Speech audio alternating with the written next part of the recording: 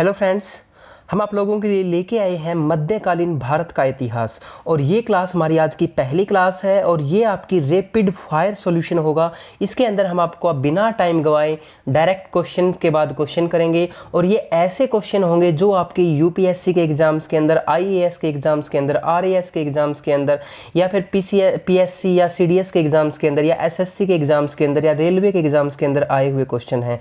यानी कि आपको प्रीवियस एग्जाम्स की भरपूर मात्रा में अच्छे क्वेश्चन मिलेंगे और सारे के सारे क्वेश्चन आपको टॉपिक के वाइज मिलेंगे। तो चलिए शुरू करते हैं। पहला क्वेश्चन, सबसे पहला क्वेश्चन है, भास्कर नामक राजा द्वारा हर्षवर्धन को भेजे गए विभिन्न उपहारों का उल्लेखित हर्षचरित से मिलता है।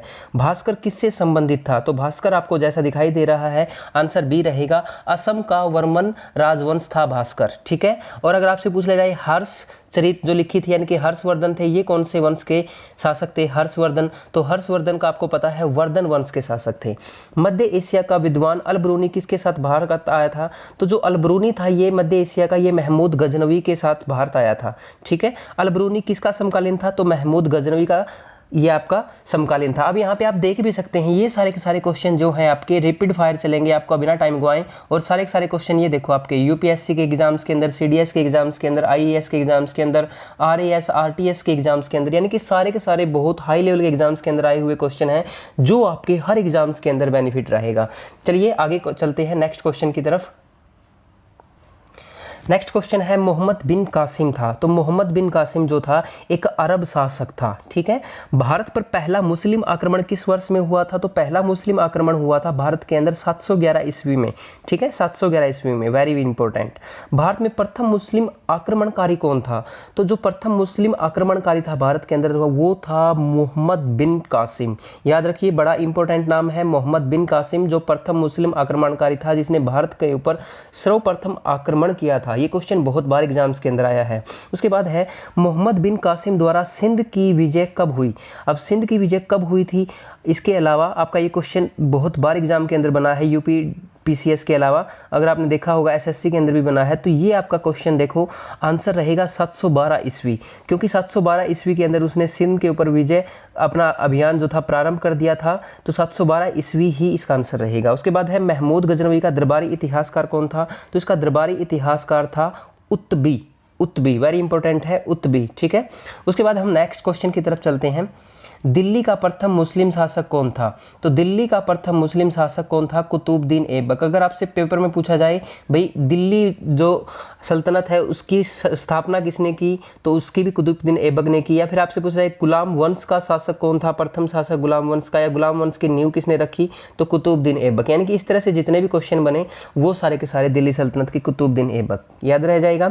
उसके बाद भारत में प्रारंभिक मुस्लिम आक्रमण के संदर्भ में निम्नलिखित कथनों पर विचार करें। आपको कथन दिए गए हैं 3, उन पर आपको विचार करना है। पहला कथन है, अफगानिस्तान पर आक्रमण एवं हिंदू शासन समाप्त करने वाला प्रथम तुर्की शासक याकूब इब्न लायत था।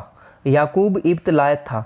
तो बिल्कुल सही है ये बात। उसके बाद हम बात करेंगे नेक्स्ट जो है, अरब लोग पंजाब पर विजय नहीं कर सके। बिल्कुल नहीं कर सके थे अरब लोग पंजाब पर विजय। क्यों नहीं कर सके थे? क्योंकि पंजाब के अंदर जो मानसूनी नदियां थी उनकी वजह से, पानी का ज़्यादा भराव की वजह से उनको सेना को आने में जाने में दिक्कत होती थी। तो इसी वजह से वो पंजाब के ऊपर अपना अधिकार नहीं कर सके थे। तो इसका जो आंसर रहेगा, तीसरा हम पढ़ते हैं आपका कथन जो है, महमूद गजनवी ने हिंदू स्थापत्य कला की आलोचना की। हिंदू स्थापत्य कला उस समय होती नहीं थी, तो इसी वजह से हम पहले 2 ही जो आपके रहेंगे वो बिल्कुल सही रहेंगे। 1 और 2 आपके कथन बिल्कुल सही हैं। उसके बाद हम कथन नंबर चलते हैं 11 नंबर पे। कथन नंबर 11 कहता है हमें, कथन के अंदर कहा गया है महमूद गजनवी ने भारत पर 17 बार आक्रमण किए। बिल्कुल सही बात है, ये महमूद गजनवी ने भारत पर 17 बार आक्रमण किए थे। उसके बाद हम नेक्स्ट चलते हैं, वह भारत में स्थायी मुस्लिम शासन की स्थापना करना चाहता था। बिल्कुल भी नहीं चाहता था भैया। ठीक है। अब देखो इसका कथन सही है और कारण गलत है। अब देखो यहाँ पे इसके ऑप्शन है, ए तथा आर दोनों सही है, बिल्कुल नहीं है पहला ऑप्शन। दूसरा है, ए तथा आर दोनों सही है परंतु आर ए की सही व्याख्या नहीं है, ये भी नहीं है। उसके बाद तीसरा ऑप्शन देखो आप, ए सही है परंतु आर गलत है, आर गलत है यहाँ पे। ठीक है। फिर हम नेक्स्ट क्वेश्चन की तरफ चलते हैं। गजनवी शासकों के सैन्य संगठन में किस जाति के लोग सम्मिलित नहीं थे? तो किस जाति के लोग सम्मिलित नहीं थे इसके अंदर? तो वेरी इंपॉर्टेंट क्वेश्चन है, जल्दी से आंसर कीजिए। तो इसका सही आंसर रहेगा ग्रीक, क्योंकि अरब भी थे, भारतीय भी थे, ताजिक भी थे। तो इसके अंदर कौन नहीं था? ग्रीक नहीं थे। फिर आगे चलते हैं, क्वेश्चन नंबर 13 की तरफ चलते हैं। निम्नलिखित में से किस अनुक्रम में महमूद गजनवी ने भारत पर आक्रमण किया था? तो कौन सा अनुक्रम था वो जिसके अंदर महमूद गजनवी ने भारत पर आक्रमण किया था? तो कश्मीर पहले, फिर कन्नौज, मथुरा, मुल्तान, थानेश्वर? नहीं, बिल्कुल भी नहीं। तो आप देख सकते हैं यहाँ पे जो सीरीज बनी हुई है सबसे नीचे वाली, मुल्तान, मुल्तान के बाद थानेश्वर पे, थानेश्वर के बाद कश्मीर पे, फिर मथुरा पे, फिर कन्नौज पे। तो आपको ये सीरीज याद रखनी है। देखो कितना टफ क्वेश्चन है। आपने देखा होगा ये क्वेश्चन आपका प्री के अंदर आया हुआ है, UPPCS यानी Uttar Pradesh public service commission के अंदर आया हुआ ये क्वेश्चन है। तो आप देख सकते हैं यहाँ पे इंपॉर्टेंट क्वेश्चन है। ऐसे क्वेश्चन है जो आप लोगों के बहुत सारे ऐसे क्वेश्चन आपने नहीं सुने होंगे। तो कंटेंट आपको कैसा लग रहा है एक बार हमें बताएं। और इस तरह के क्वेश्चंस की अगर आपको वीडियो रेगुलर चाहिए तो आप हमें कमेंट सेक्शन के अंदर जल्दी से कमेंट कर दीजिए। और चैनल पर नए हैं तो चैनल को सब्सक्राइब कर दीजिए। साथ ही ज़्यादा से ज़्यादा वीडियो को शेयर कर दीजिए ताकि हम लोग आप लोगों से मोटिवेट होकर और ज़्यादा वीडियो लेके आ सकें। चलिए आगे चलते हैं। अधोलिखित विदेशी आक्रमणकारियों में से किसने सोमनाथ मंदिर की लूट की थी? तो इसके अंदर आपका जो आंसर रहेगा महमूद गजनवी ने, जिसने 17 बार आक्रमण किया था। 17 बार आक्रमण किया था, ठीक है। उसके बाद है निम्नलिखित मुस्लिम विजेताओं में से किसने अपनी बहुजातीय सेनाओं में हिंदुओं को नियुक्त किया? तो वो कौन सा ऐसा मुस्लिम विजेता था? तो वो था महमूद गजनवी, ठीक है, याद रखना है आपको। उसके बाद हम नेक्स्ट क्वेश्चन की तरफ चलते हैं। निम्नांकित में से शासकों में से किसने अपने सिक्कों के पृष्ठ भाग पर कलीमा का संस्कृत अनुवाद किया? यानी कि जो कलमा था उसका संस्कृत में अनुवाद किया था। तो देखो, अव्यक्त मंक मोहम्मद अवतार है। तो ये आपका संस्कृत अनुवाद है। तो कौन सा शासक था? ये मोहम्मद गजनवी था जिसने अपने सिक्कों के ऊपर जो लिखा हुआ था ये कलमा, इसका संस्कृत में अनुवाद किया था। वेरी इंपॉर्टेंट है। सुल्तान महमूद के भारत विजय का मुख्य क्या उद्देश्य था? तो सुल्तान महमूद का जो मुख्य उद्देश्य था वो था धन संग्रह है, क्योंकि सुल्तान को पता था कि ये भारत एक समृद्ध देश है, तो इससे जितना ज़्यादा पैसा लूटा जाए, जितना धन लूटा जाए उतना ही कम है। सोमनाथ मंदिर से इसने लगभग 6.5 टन सोना लूटा था, लगभग 6.5 टन सोना। जब मैं आपको थ्योरी की क्लासेज प्रोवाइड करवाऊंगा हिस्ट्री की, तब मैं आपको बहुत अच्छे से बताऊंगा कि इसने कितनी बार आक्रमण किया था और 6.5 टन सोना लूटा था। इसके पीछे कितने सैनिक मारे गए थे, इसके कितने सैनिक मारे गए थे, और हिंदू शासक थे वो कितने मारे गए थे, ठीक है। वो सारी चीज़ें हम आपको थ्योरी क्लासेज में बताएंगे, क्योंकि बहुत ही अच्छा टॉपिक होगा ये। अभी आपको सिर्फ रैपिड फायर सॉल्यूशन के द्वारा बताएंगे। उसके बाद है सुल्तान महमूद के भारत विजय का मुख्य क्या उद्देश्य था? तो मुख्य उद्देश्य आपका धन संग्रह था। नेक्स्ट है सोमनाथ पर महमूद गजनवी के आक्रमण के समय चालुक्य यानी कि सोलंकीवास का गुजरात में शासक कौन था? तो भीम था। तो भीम प्रथम, जिसको हम बोलते हैं भीम, तो ये भीम शासक था आपका गुजरात का उस समय। इसने कुछ भी नहीं किया था, सोमनाथ मंदिर को लूटने दिया था। उसके बाद है किसने एक तरफ संस्कृत मुद्रा लेख के साथ चांदी के सिक्के निर्गत करवाए? तो चांदी के सिक्के निर्गत मुद्रा लेख के साथ इसने किसने करवाए थे? महमूद गजनवी ने कराए थे, याद रखना, महमूद गजनवी। निम्नलिखित में से कौन हिंदू शाही राजा गजनी के विरुद्ध हिंदू राजाओं के संघ के निर्माता थे? तो कौन था वो? आनंदपाल, ठीक है, आनंदपाल, याद रखेंगे। आनंदपाल किसका बेटा था? आनंदपाल जयपाल का बेटा था आनंदपाल, याद रखेंगे। महमूद गजनी का भारत पर अंतिम आक्रमण कब हुआ था? तो अंतिम आक्रमण महमूद गजनवी का आया था 1027 ईस्वी में, ठीक है, 1027 ईस्वी में इसका अंतिम आक्रमण कहलाया ये। उसके बाद 22वां क्वेश्चन है महमूद गजनवी के आक्रमण के समय हिंदू शाही राज्य की राजधानी कहाँ थी? तो हिंदू शाही राज्य की राजधानी थी उद्भांड, ठीक है, उद्भांड।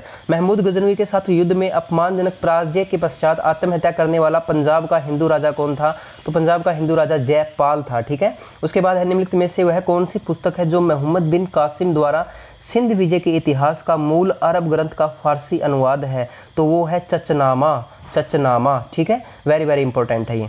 उसके बाद एक घटना है, एक परिणाम रहित विजय कथन किस आधुनिक इतिहासकार ने अरबों द्वारा सिंध विजय के संदर्भ में है? तो किस विजय, ये दोबारा देखो क्वेश्चन क्या है, एक घटना एक परिणाम रहित विजय, एक घटना एक परिणाम रहित विजय, ठीक है, ये कथन है किस आधुनिक इतिहासकार ने अरबों द्वारा सिंध विजय के संदर्भ में कहा है? तो ये किसने कहा है? ये कहा है आपका लेनपुल ने, ठीक है, लेनपुल। उसके बाद नेक्स्ट चलते हैं, इनमें से कौन गजनी राजवंश का संस्थापक था? तो कौन था? अलप्तगीन। अलप्तगीन क्या था? गजनी राजवंश का संस्थापक था। उसके बाद लाहौर में गजनवी वंश का अंतिम शासक कौन था? तो लाहौर में गजनवी वंश का अंतिम शासक था खुसरो मलिक, खुसरो मलिक, ठीक है, ये रहा ऑप्शन। उसके बाद है मोहम्मद बिन कासिम के आक्रमण के समय सिंध के शासक का नाम क्या था? तो सिंध के शासक का नाम क्या था? तो सिंध के शासक का नाम था दाहिर, ठीक है। फिर है 731 ईस्वी में अरबों ने सिंधु नदी के तट पर एक नगर स्थापित किया था 731 ईस्वी में अरबों ने सिंधु नदी के तट पर एक नगर स्थापित किया था जिसका नाम था महफूजा। ठीक है। उसके बाद देखो, ये आज की जो हमारी क्लास थी, इस क्लास के अंदर मैंने आज आपको बताया है,